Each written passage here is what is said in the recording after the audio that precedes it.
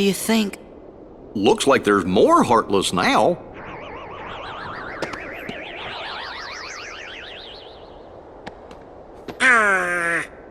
Let's go check in with everyone.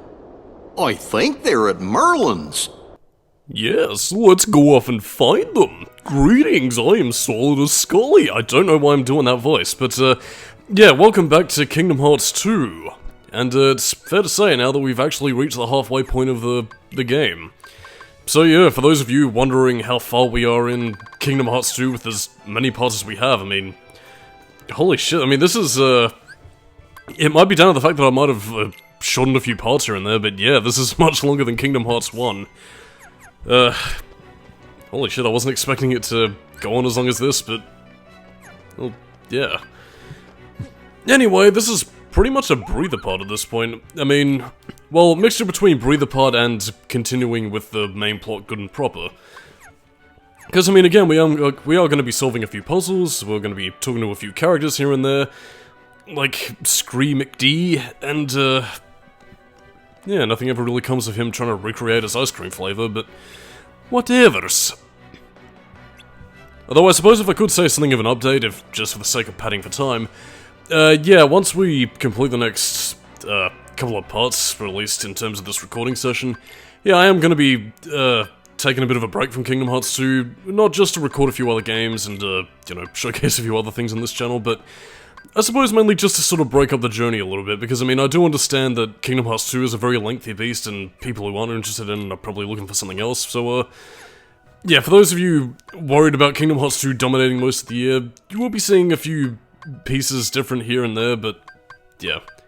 It's not going to be a lengthy break either, it's just enough so I can basically get ahead in parts, because, yeah, as you can tell after the Silent Hill Origins review, I've, kinda ran out, so, I gotta replenish the stock.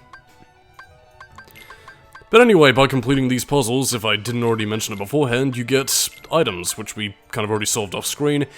And, yeah, they gradually get more difficult and complex. You rotate them around and, well, slowly try and solve them. Each one based on a different facet of Kingdom Hearts. There's one based on KH1, there's, two based on Kingdom Hearts 2, which are pretty much being used for the end things for the video, and this one specifically is Chain of Memories. Not that you can really see, although you can partially see the cards and Castle Oblivion in the background. And this one you can't even see at all, but you will, in due time.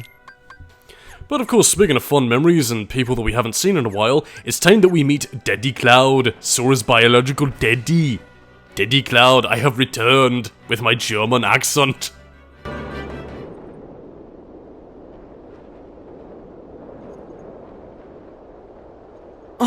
Cloud! What you doing? I'll get him. This time, we settle it. Me and the one who embodies all the darkness in me. I thought you looked kinda different, Cloud. If I do, it's his fault. Whose? Sephiroth. Tell me if you see him. Okay, what's he look like? Silver hair. Carries a long sword. Sure. Well, be seeing you, Cloud. Be careful. He messes with your head. Makes you think darkness is the only way. Is something wrong?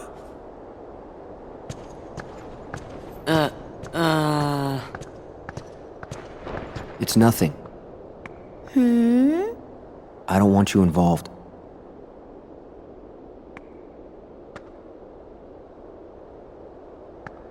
You mean you don't want me there when you go away again? Listen. Even if I go far away, I'll come back. Do you mean it? Yeah. See? You don't look so sure. Well, okay, I understand. Go, get things settled. Huh?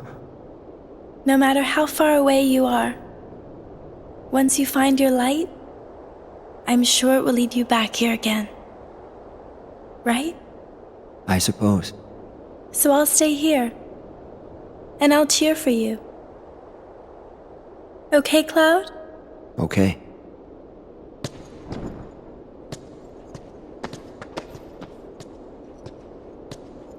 Wonder if he'll be okay.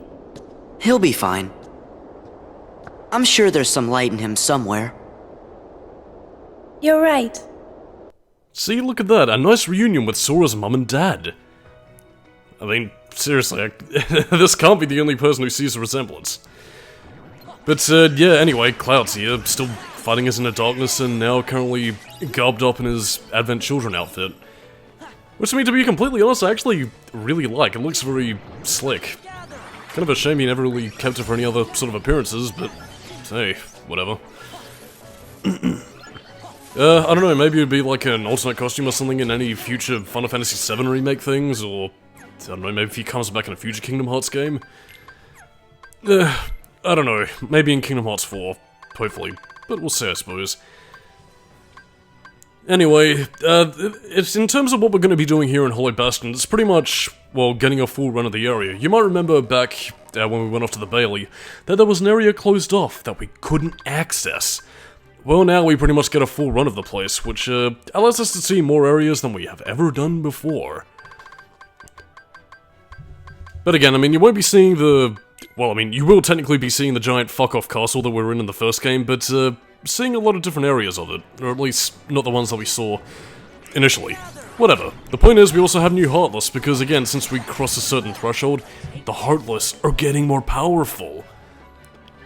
And an interesting thing about the Spellbook Heartless, actually, they can actually drop shields for Donald and Goofy, well, Goofy specifically. You can actually get staves, again, as you probably saw with me selling off various amounts of the Shaman Relic for grinding purposes, but yeah, you can get shields, item drops, which again, I suppose, as I mentioned beforehand, is part of the reason why you want to equip the lucky abilities. Although, then again, I don't really know if they affect drop rates for shields or additional magic items for, you know, Donald and Goofy or whatever, so... Yeah, it might just be for synthesis, or it might improve your chances on getting those shields. I don't know. It might be worth exploring, actually, but I'll find out later.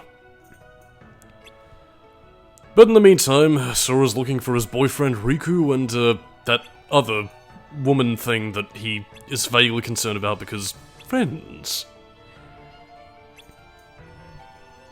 But again, the long and short of it is that basically we're going to make tracks towards Ansem's castle and get access to his computer files.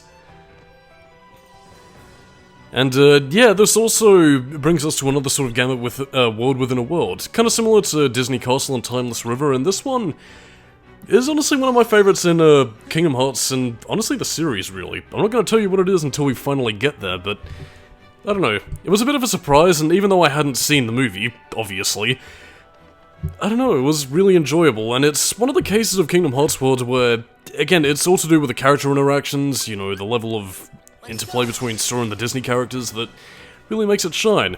But I'll get to that later, because now we have... What is this? It is the classic Sora outfit, but better fitting, and not tighty round the penis. Yes, indeed, this is Limit Form, something that you get after completing Twilight Town. And basically this gives Sora his old moveset from Kingdom Hearts 1. I mean, he pretty much mimics the same sort of attack patterns, and he has a lot of the same abilities. Ars Arcanum, Ragnarok. Delicious. Ragnarok! And yeah, you also have Sonic Blade. So yeah, I mean, if you were missing some of Sora's Kingdom Hearts 1 abilities, again, a lot of these are also related to your MP, so again, if you want to bust out Ars Arcanum or Ragnarok, yeah, make sure to save your MP, otherwise, you're gonna be up shit creek.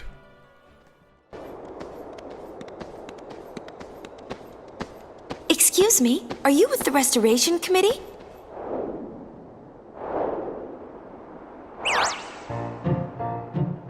What's Leon's gang up to? They've got stuff to do over by the castle postern. Scoop! Huh? Let's report. To who? Our leader, of course. Yeah, you know.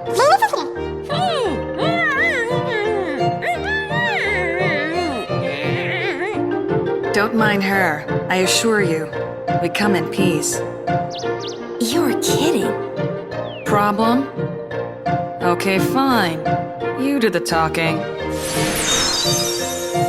So sorry about this.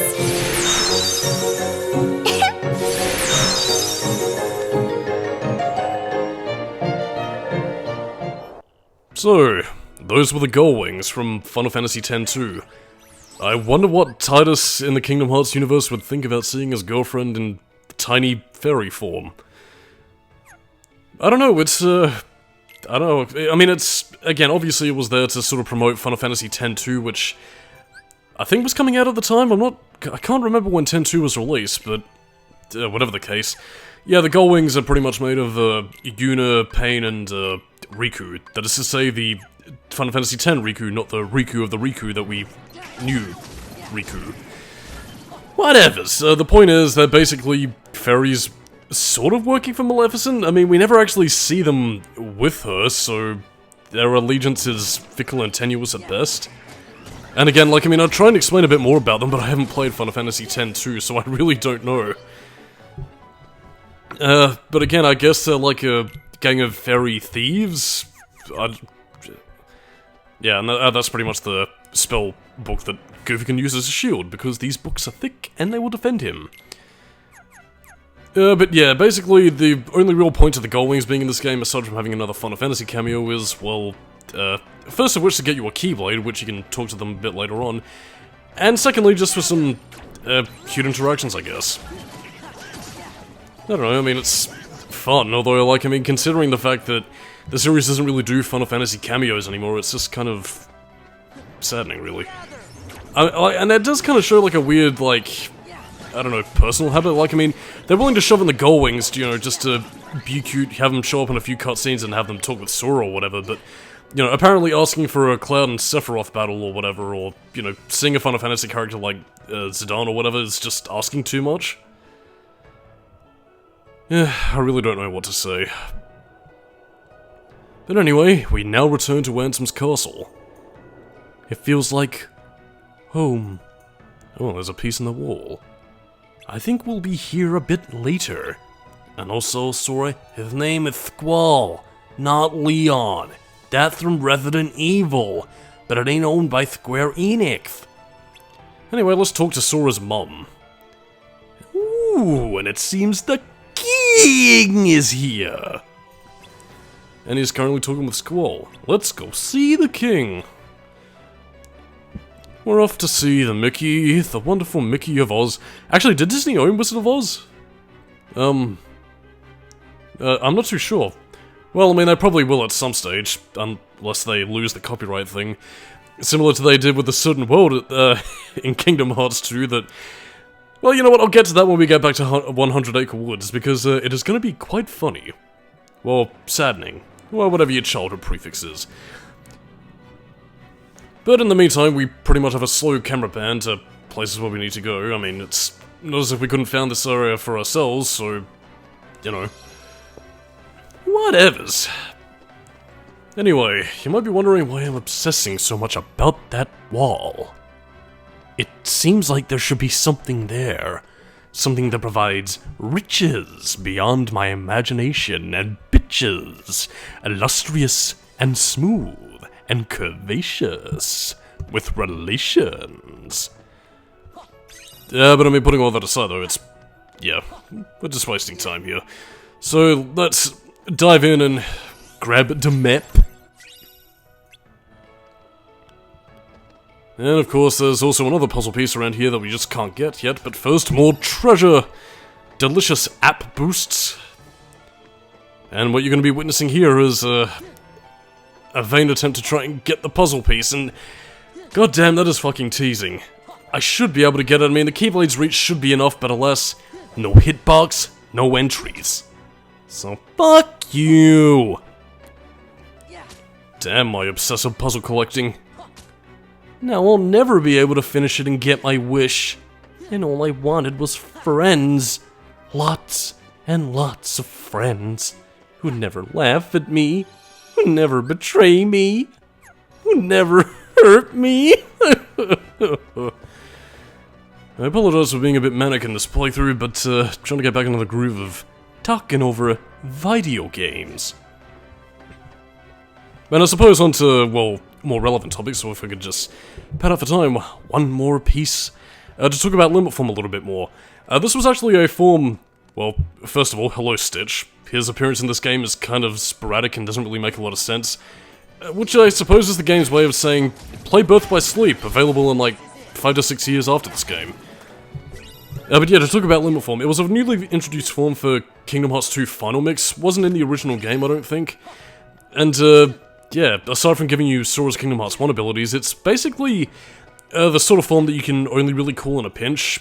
I mean, it is the one form that you can pretty much call by Sora's lonesome, because with Valor and Wisdom form, you require both Donald and Goofy to be in the party, and as for everything else, well, that requires additional forms that we're not going to get quite yet.